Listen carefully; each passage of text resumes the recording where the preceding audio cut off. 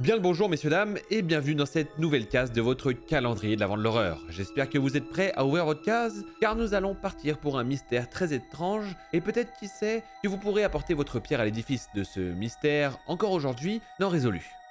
Que diriez-vous si l'on se dirigeait vers la Norvège pour ce mystère? Vous me diriez sûrement en ce mois de décembre qu'on prendrait la route pour s'approcher du Père Noël, et je vous répondrai que vous avez raison. Mais aujourd'hui, c'est pour une toute autre raison bien plus macabre que nous allons nous diriger là-bas. Ah, et si vous souhaitez connaître toutes les subtilités de ce calendrier de l'Avent, et pourquoi pas gagner quelque chose, cliquez sur la vidéo en fiche et revenez sur celle-ci après. Alors, si vous êtes prêts à plonger avec moi, alors suivez-moi dans les tréfonds des mystères de l'horreur. Générique.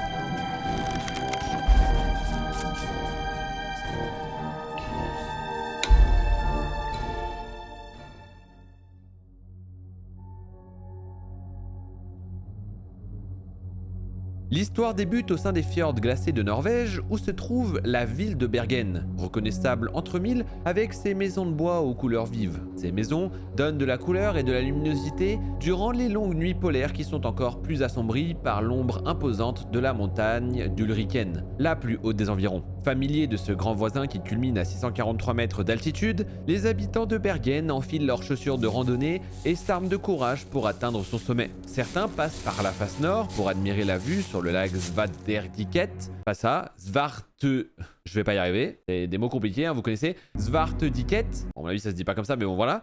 Avant de rebrousser chemin devant les sentiers escarpés d'Isdal, la vallée des glaces. Et ce n'est pas le seul surnom de cette zone désolée. Avec un frisson dans la voix, d'autres l'appellent la vallée de la mort. Isdal n'a jamais eu de très bonne réputation. Au Moyen-Âge, ces chemins abrupts séduisaient les personnes souhaitant mettre fin à leur jour. Si cette tradition morbide a disparu depuis, la vallée est restée, par sa situation géographique, un lieu où la faucheuse est souvent intervenue. Très isolée, surtout à une époque où les téléphones portables et le GPS relevaient encore de la science-fiction, ces pistes à peine balisées ont été le théâtre de terribles accidents de randonneurs tombés dans des crevasses et retrouvés bien trop tard. C'est pourtant ici que le professeur Jar Oyen et ses deux filles, âgées de 10 et 11 ans, se sont rendus un dimanche matin pour une randonnée en famille. Mais la promenade des Oyen s'est terminée bien plus tôt que prévu.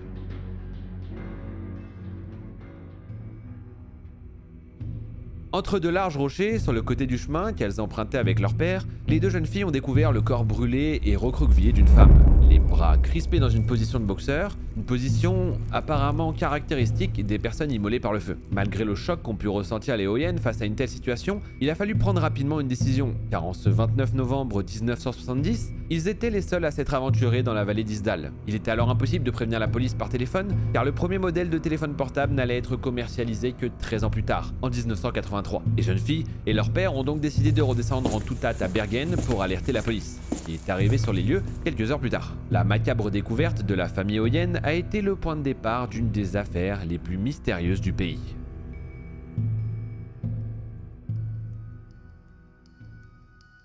Il était évident dès les premiers instants que le cas de la femme d'Isdal était loin d'être une simple affaire de randonneuse égarée. Bien que la victime ait visiblement été en proie à des flammes dévastatrices, aucune trace d'un feu de camp ou de liquide inflammable n'avait été trouvée dans la vallée. Parmi les différents objets découverts à proximité du corps, il y avait un petit anneau ayant pu servir à maintenir un passeport, tout près d'une pile de papier brûlé. Autre détail troublant, toutes les étiquettes des vêtements que portait la femme avaient été retirées, tout comme celle de ses bouteilles d'eau à moitié calcinées. Certains enquêteurs ont d'abord pensé que la mystérieuse inconnue avait elle-même fait disparaître toute trace de son identité avant de se donner la mort. L'autopsie ayant démontré qu'elle avait ingéré pas moins de 50 somnifères et de faibles traces de pétrole ayant été décelées sur le site, l'enquête officielle a finalement établi que la cause de la mort était une combinaison d'intoxication au monoxyde de carbone et d'overdose de barbiturique. La police en a donc conclu qu'il s'agissait d'un suicide, mais en omettant une question importante. Pourquoi une personne ayant décidé d'en finir avec la vie en prenant des pilules s'immolerait-elle par le feu au beau milieu d'une vallée isolée?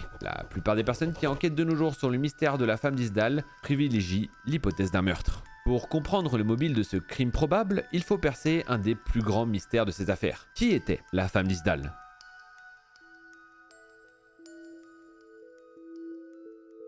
3 jours après la découverte du corps, 2 valises ont été retrouvées à la consigne de la gare de Bergen, dont le contenu a fait de la femme d'Isdal un cold case mythique. À l'intérieur, des vêtements sans étiquette, toujours, une bouteille de lotion dont la marque avait été effacée, des lunettes sans correction, ainsi qu'un carnet rempli de lettres et de chiffres formant de prime abord un code. Mais il s'agissait en réalité de simples abréviations. Sa propriétaire inscrivait le nom des villes qu'elle visitait, ainsi que les dates de ses nombreux voyages. Si cela ne relevait donc pas de la cryptographie, ce détail a fasciné bien des observateurs, curieux de comprendre pourquoi elle se déplaçait autant à travers la Norvège, ainsi que d'autres pays d'Europe. Suivant ces traces, les enquêteurs se sont rendus à l'hôtel Ordaheimen de Bergen, le dernier sur la liste, où la femme aurait séjourné un peu plus d'une semaine avant que les Fioyen ne tombent sur son cadavre. Interrogés, les employés ont révélé qu'une certaine Fernella Lorch avait occupé une des chambres et ils ont montré aux policiers la fiche d'information qu'elle avait remplie à son arrivée. En procédant à une analyse calligraphique de tous les registres d'hôtels cités dans le carnet,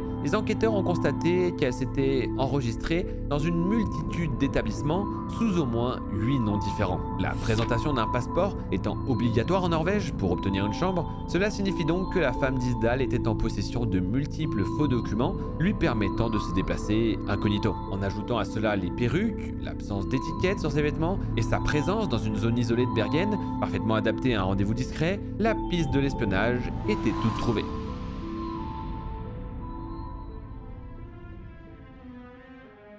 Fenella Lorch, alias Elisabeth Lenhoover, Geneviève Lancier ou encore Claudia Tjelt travaillaient très probablement pour une agence opérant en Norvège à l'époque. Si peu de documents officiels permettent de corroborer ces théories, une enquête menée en 2017 par les journalistes Mary Igraff et Neil McCarthy a permis d'apporter de nouveaux éléments. Le duo norvégio-britannique a eu accès aux archives de la police secrète norvégienne et a découvert qu'un pêcheur avait vu la femme d'Isdal peu avant sa mort près de la ville de Stavanger, dans le sud du pays. Des tests de missiles Penguin, meilleur nom, un programme militaire top secret en cette période de guerre froide, y était mené et avait de quoi attirer bien des espions. Curieusement, le témoin potentiel n'a jamais été interrogé. Le fils du pêcheur, néanmoins, retrouvé par Marit Igraff et Neil McCarthy, s'est exprimé pour la première fois dans l'émission Death in the Ice Valley en 2017.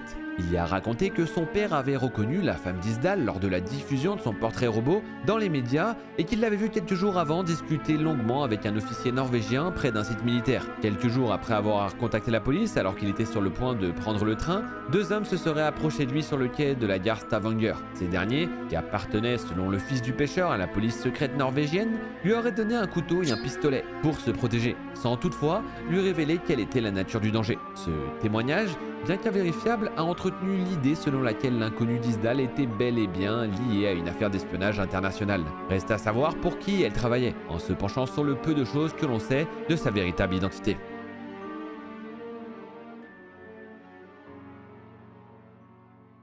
La femme d'Isdal a menti sur son nom, son pays d'origine et même sur son âge, prétendant avoir 25 et 30 ans, selon les versions qu'elle donnait à ceux qui l'ont croisée. Mais elle avait en vérité 45 ans lorsqu'elle est morte, comme l'ont prouvé des analyses dentaires. Ces examens ont permis de montrer qu'elle était probablement née en Allemagne, du côté de Nuremberg, avant de subitement quitter le pays avec sa famille au moment où le nazisme s'y imposait. Elle aurait ensuite grandi près des frontières belges, françaises et allemandes, ou bien du côté des Balkans, suivant les interprétations des analyses. Cette dernière option est une des plus plausibles. Au moment de sa mort, en 1970, elle avait une dent en or, caractéristique des soins dentaires effectués au XXe siècle dans cette partie du globe. Enfin, un témoin l'avait également entendu en train de se disputer avec un homme à Bergen dans une langue d'Europe de l'Est. Tous ces détails concordent à l'affilier au service secret soviétique, mais en réalité, ce ne serait pas vraiment cela. L'historien Alexander Vassiliev, ancien agent du KGB, a expliqué que l'utilisation de multiples passeports ne collait pas aux méthodes de ses confrères, qui ne choisissaient qu'une seule identité et travaillaient avec soin leur personnage. Son profil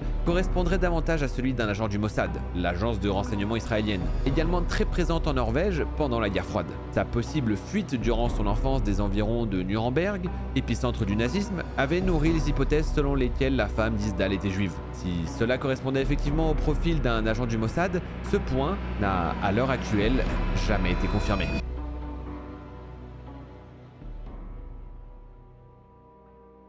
Parmi les nombreuses zones qui entourent cette affaire, depuis la macabre découverte de 1970, les plus obscures restent les circonstances de la mort de l'inconnu de la vallée d'Isdal. À ce jour, la date exacte du décès reste inconnue, les médecins légistes n'ayant pas pu l'établir avec certitude, même si un des policiers présent le 29 novembre a assuré avoir senti une forte odeur de chair brûlée, ce qui laisse à penser que la combustion était récente. Quant à l'origine du feu, elle n'a toujours pas été établie. Certains pensent à un accident, imaginant qu'un spray de laque aurait pu lui exploser entre les mains, tandis que d'autres affirment qu'elle a été brûlée vive avec du pétrole. L'abondance de somnifères dans son estomac ne s'explique pas non plus. L'a-t-on forcé à ingérer des pilules ou les a-t-elle prises de son plein gré? La police pourrait alors avoir eu raison depuis le début. Épuisée par des années de solitude et de changement d'identité, ne supportant plus sa vie d'espionne, elle aurait peut-être mis fin à ses jours au milieu de nulle part, sans laisser aucune trace. Du travail de pro, quand le mystère autour de sa mort reste épais, même encore aujourd'hui. Et c'est ainsi que ce mystère reste encore entier aujourd'hui, sans que nous puissions avoir une réponse définitive. Et vous, quel est votre avis sur la question? Espionne? Simple civil? Suicide? Meurtre? Accident? Pour vous, quelle est la bonne solution? Dites-le moi dans les commentaires. En tout cas, j'espère que cette nouvelle affaire vous a plu. Si c'est le cas, vous connaissez la chanson, challenge 10 000 abonnés pour Noël. Alors let's go. Et moi, je vous dis à demain, et je vous souhaite une excellente matinée, nuit, journée, ce que vous voulez. Et je vous fais un bisou la famille. Kiss.